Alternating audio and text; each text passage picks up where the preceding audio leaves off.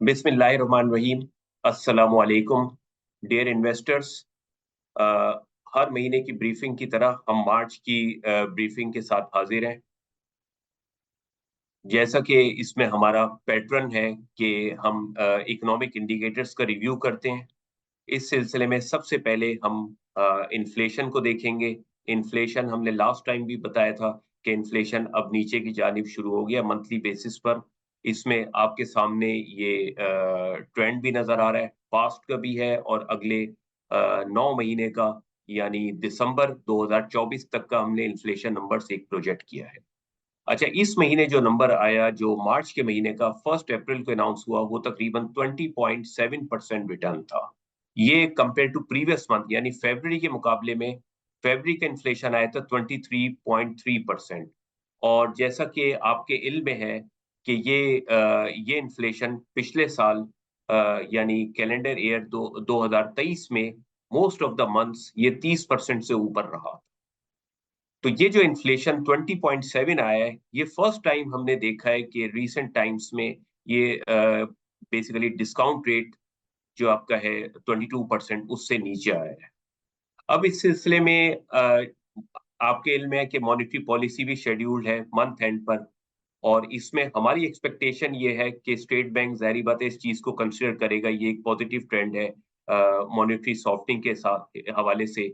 और इसमें हमारा ख्याल है जैसा कि इन्फ्लेशन तो नीचे जाना शुरू हो गया और इंटरेस्ट रेट्स भी ऑलरेडी पीक हो चुके हैं।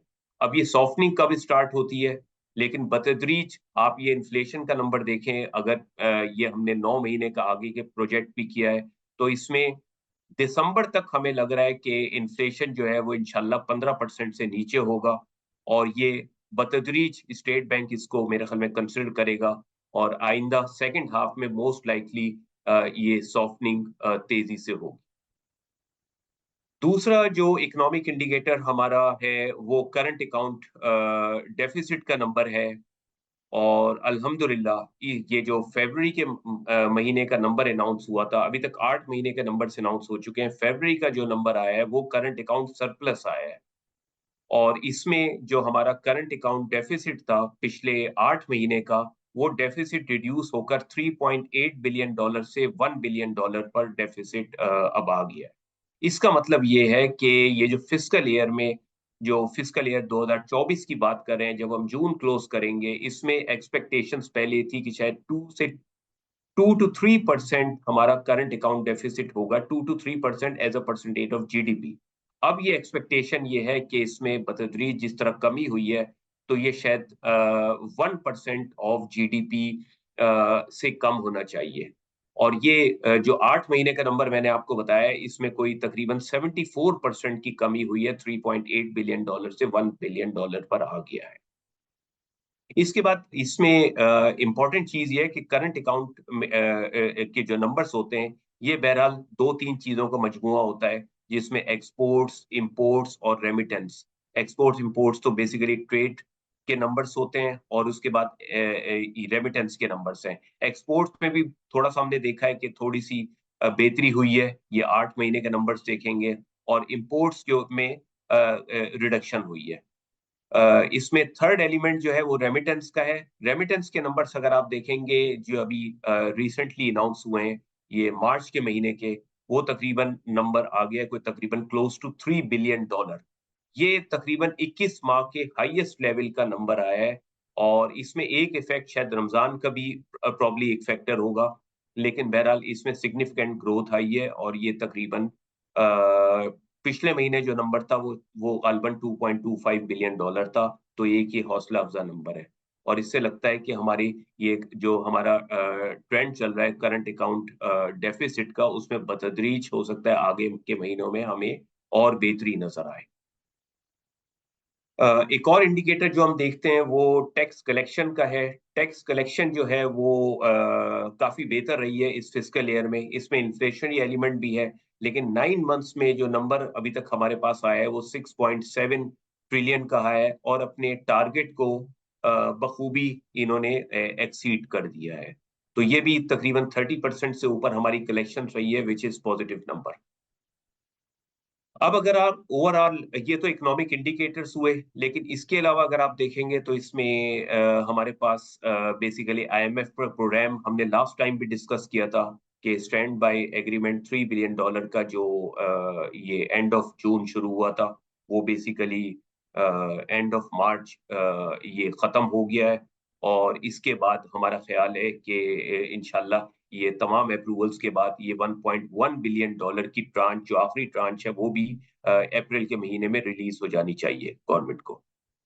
इसके बाद इम्पोर्टेंट इसमें एलिमेंट होगा कि नेक्स्ट प्रोग्राम में आप कब जाते हैं। फाइनेंस मिनिस्टर ने रिसेंटली इंडिकेट किया है कि एंड ऑफ अप्रैल हमारी आईएमएफ के साथ बातचीत शुरू हो जाएगी, और इस सिलसिले में बेसिकली ख्याल है कि 2 से 3 महीने में, यानी एंड ऑफ जून बजट के बाद, ये एंड ऑफ जून या जुलाई में हमारा नया एग्रीमेंट, जो बेसिकली गवर्नमेंट कोशिश ये करेगी कि इसको लॉन्ग टर्म बेसिस पर हो और तकरीबन $5-6 बिलियन का हो, इसको फाइनलाइज करे। इससे जो हमारे फॉरेन पेमेंट्स के ऊपर प्रेशर आ रहा है, वो काफी हद तक चांस है कि ये प्रेशर जो है वो रिलीज हो जाएगा अगर ये हमारा एग्रीमेंट अगले 2-3 महीने में हो जाता है। एक इम्पॉर्टेंट एलिमेंट इसमें अगर हम देखेंगे, रिसेंट पाकिस्तान के लिए ये जो स्टॉक मार्केट भी बढ़ी है, उसका हम सब्सिक्वेंटली डिस्कस करेंगे, लेकिन एक मेजर फैक्टर करेंसी का एलिमेंट रहा है। और करेंसी अगर आप देखें कि तकरीबन जो हमारा मार्च के महीने का नंबर है, उसमें मार्जिनली एप्रिसिएशन हुई है, और ये तकरीबन 278 से रुपी डॉलर जो है पैरिटी, वो 278 से नीचे आ गई है। और ये तकरीबन, अगर 9 महीने के आप नंबर्स का जायजा लेंगे, तो तकरीबन 3% के करीब हमारी करेंसी जो है वो एप्रिशिएट हुई है। ये बहुत बड़ा फैक्टर है, जिसकी वजह से हमारा इसमें बहरहाल ये हमने देखा कि वो इफेक्ट हमारा करंट अकाउंट के नंबर्स में भी रिफ्लेक्ट हो रहा है, और ओवरऑल हमारी करेंसी की स्टेबिलिटी जो है वो it will pave towards economic stability. अब अगर हम इसके अलावा थोड़ा सा आउटलुक के ऊपर नजर डालें, इसमें पहले स्टॉक मार्केट को देख लेते हैं। स्टॉक मार्केट जो है वो हमारी KSE 100 इंडेक्स, जो मार्च के महीने में, फरवरी के महीने में लास्ट टाइम मैंने जिक्र किया था पिछले महीने, कि बड़ी है मार्केट बढ़नी शुरू हो गई है, क्योंकि जनवरी के महीने में मार्केट करेक्शन आई थी, और उसकी एक वजह ये थी कि फॉरेन एक फंड जो है वो सेलिंग थी, और इसकी वजह से हमारा ये जो फॉरेन पोर्टफोलियो इन्वेस्टमेंट है, वो नेट मंथली बेसिस पर उसमें आउटफ्लो आया था। लेकिन उसके बाद फरवरी में दोबारा इनफ्लो हो गया, और फरवरी के महीने में कोई तकरीबन हमारा $25 मिलियन का इनफ्लो आया था। और मार्च में ये ट्रेंड कंटिन्यू है अल्हम्दुलिल्लाह। और मार्च में फॉरेन पोर्टफोलियो इन्वेस्टमेंट जो स्टॉक मार्केट में जिसकी वजह से बढ़ी हुई है, वो तकरीबन $15 मिलियन का इफेक्ट रहा है। इसकी वजह से तकरीबन स्टॉक मार्केट हमारी KSE 100 इंडेक्स मार्च के महीने में सिर्फ 3.76% इंक्रीज हुआ है, और जबकि KMI जो है वो 3.23% मार्च के महीने में इंक्रीज हुआ है। ओवरऑल अगर हम जायजा लें इस फिस्कल ईयर में हम कहाँ पहुंचे, इस फिस्कल ईयर में हम देखते हैं 9 महीने में स्टॉक मार्केट जो है वो KSE 100 इंडेक्स 61.6% ऊपर है, और KMI जो है 58.82% ऊपर रहा है। जो काफी सालों के बाद हमने देखा है कि स्टॉक मार्केट में जो है, जब से IMF प्रोग्राम ये फाइनलाइज हुआ था जून के एंड पर, स्टॉक मार्केट कंटिन्यूसली उसने ट्रेंड अपना ऊपर की जानिब रखा है। तो इस सिलसिले में हम देखें, जैसा मैंने स्टॉक मार्केट का जिक्र किया कि काफी सिग्निफिकेंट ग्रोथ है, ये नंबर्स का मैंने आपको बताया। तो इसमें आइंदा के लिए हमारा ख्याल है कि स्टॉक मार्केट बहुत जल्दी KSE 100 इंडेक्स जो है वो तकरीबन 70,000 का बैरियर जो है इट्स एक्सपेक्टेड टू क्रॉस। और दूसरी इसमें सिग्निफिकेंट चीज ये है कि इकोनॉमिक टीम जो है वो हमारी, जिस तरह IMF के साथ बातचीत, ये एक प्रोग्राम हमारा स्टैंड बाय कंक्लूड हो गया, और आगे दूसरे प्रोग्राम के लिए, दूसरे नए प्रोग्राम के लिए बातचीत जो है वो एंड ऑफ अप्रैल शुरू होने का इम्कान है। तो ये चीजें मतलब लगता है कि स्टॉक मार्केट ट्रेंड जो है वो इंशाल्लाह ऊपर रहेगा।